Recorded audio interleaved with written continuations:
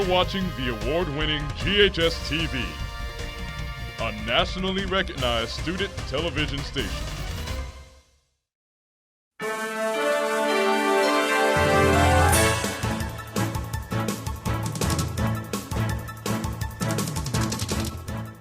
Welcome to Red Devil Newsbeat, your roundup of the day's top stories you need to know. I'm Caitlin Poindexter. With me is Jemiah Chase, the Mid-South Beat anchor. Sports Beat anchor Aaron Parker will join us later in the show. But first, here's the news from around the world.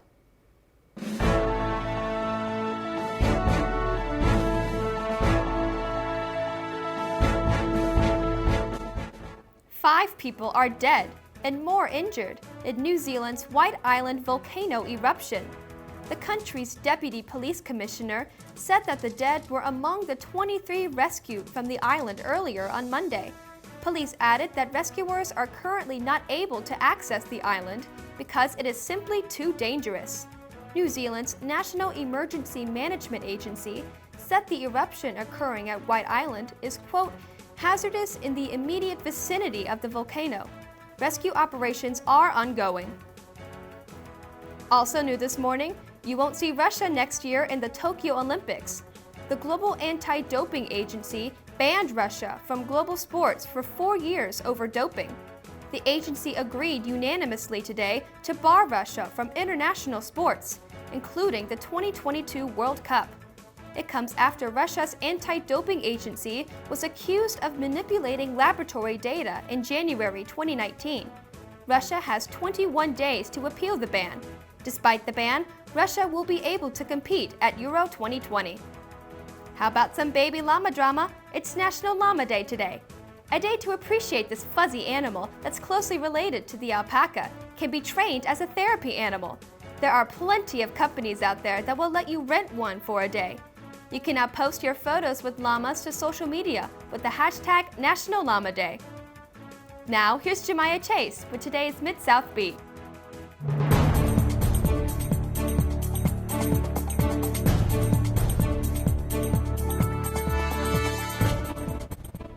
Good morning. Hundreds of Memphis sanitation workers are at risk of losing their jobs. Mayor Jim Strickland says nearly 300 people will be laid off in early 2020. The city's plan to reduce solid waste services will decrease the need for workers. No trash outside of garbage cans will be picked up, and recycling will only be collected once per month, raising household fees by $7. These changes start on January 6. St. Jude met its $12 million fundraising goal this weekend. Marathon runners flooded the downtown streets Saturday morning. More than 70,000 people from 17 different countries were involved in the race. Every year, the race raises money that goes towards research to end childhood cancer. A Memphis shelter has been named a historic place. The Tennessee Historical Commission announced that the Woodton Fallout Shelter in Whitehaven will be added to the National Register of Historic Places. The shelter was designed and built in 1960 by WREG-TV founder Hoyt Woodton. 7 other Tennessee sites were added to the register, including the Barksdale Mounted Police Station in Midtown. New additions also include sites in Knoxville, Cleveland, Lawrence County, Lewisburg, Coopertown, and Washington County. Last night, Miss South America was crowned Miss Universe. Well, I'm sure you've heard of Miss Universe, Miss USA, Miss Teen USA, and Miss America. Have you heard of Miss Black America? The 50-year-old pageant broke barriers, giving African American women the chance to compete in pageants before they were allowed to enter the mainstream ones. Red Devil Newsbeat reporter Kendall LaSure, along with videographers Isaac Pierce and Alexander Drown, delve into the history of Miss Black America and its impact. It happened for the first time this year. All 3 major pageant titles were won by African American women, setting a new standard for what beauty queens look like. To understand the significance of this event, GHS-TV traced the roots of pageants in the African American community. The year was 1968. Founder J. Morris Anderson saw a need to create a pageant dedicated to Black women. Tell me, baby, of all your dreams, what most do you hope to be when you become a big girl? Daddy, I would like to be Miss Black America.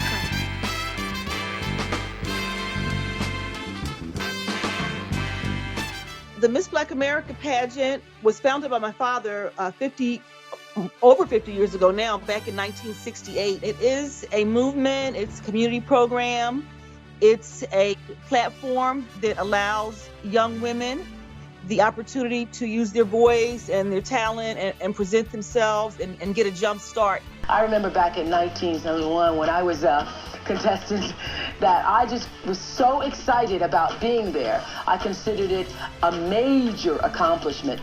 Fast forward to 1977, an 18-year-old from Memphis would go on to win the national Miss Black America title. Claire Ford was the winner of the Miss Black America pageant that year, and just an amazing representative of everything that the Miss Black America pageant stood for. It was quite a moment.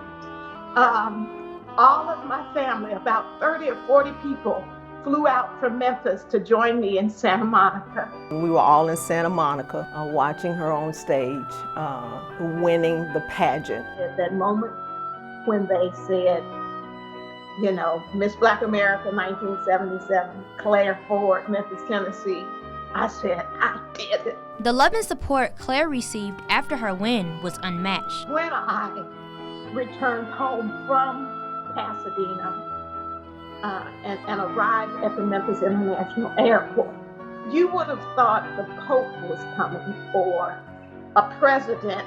Her win also came during a time when the city and country were grieving. Memphis had lost Elvis Presley a month earlier. A famous Memphian had passed away, and this kind of helped to lift the spirits of the whole community when she won that national pageant. I remember we looked in the newspaper and it said, Memphis has lost a king but gained a queen. While times have changed and many African American women have won national titles, a local pageant winner says it is still hard to be black in the pageant world. Being the one black girl in Miss Memphis Princess, I was very intimidated.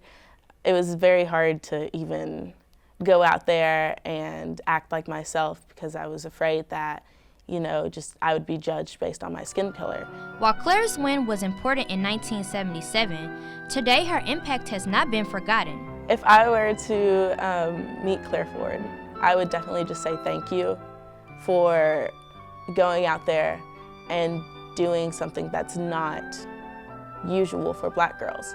Hold your head up, work hard, prepare yourselves mentally, emotionally, spiritually, physically, in every way possible to meet the challenges of achieving your dreams. Reporting for Red Devil Newsbeat, I'm Kendall Ashore.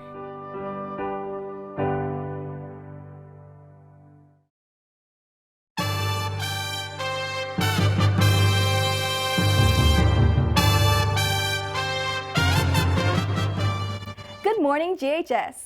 The Memphis Tigers are American Athletic Conference champions. Saturday's win over Cincinnati was a nail-biter until the very end. The back-and-forth lead started with the Bears scoring the first touchdown, but Memphis always answered with touchdowns of their own. With 1:14 left on the clock, Antonio Gibson caught a 6-yard touchdown pass from QB Brady White that sealed the Tigers' fate. The Tigers won their first AAC championship 29-24. It was a bittersweet win for the Tigers. Less than 24 hours after the big win, head coach Mike Norvell was named head coach at Florida State University. Norvell spent 4 seasons with the Tigers, building on what former head coach Justin Fuentes started. Norvell guided the Tigers to a 38-15 record in 3 AAC title divisions, capturing the conference championship this season. No word yet on who will replace Norvell. But right now, the team is focused on the Cotton Bowl. The 12-1 Tigers will face Penn State, which finished the season with a 10-2 record. According to reports, Tigers offensive line coach Ryan Silverfield will coach the team during the bowl practices and the Cotton Bowl. Norvell has said he wants to coach Memphis in the game, but it will likely be a wait-and-see decision. No matter who coaches, the Tigers and the Nittany Lions will face off December 28th in Dallas. Kickoff is at 11 a.m. on ESPN. That's it for sports. Caitlin, back to you. Thanks, Aaron. In honor of the holiday season, we will be featuring Christmas-inspired movies in this week's 24-frame trivia. Every day this week, you have a chance to win 2 free Malco movie passes. In the holiday film, This Christmas, what song did Michael Baby Whitfield sing that revealed his musical abilities to his family? Was it A, Try a Little Tenderness, B, Silent Night, or C, Forever Mine? If you know the answer, write your name, phone number, first period teacher, and the correct answer on a sheet of paper and turn it into the contest box in C office by 2:30 today. That's it for Red Devil Newsbeat. Thanks for tuning in. We'll see you tomorrow.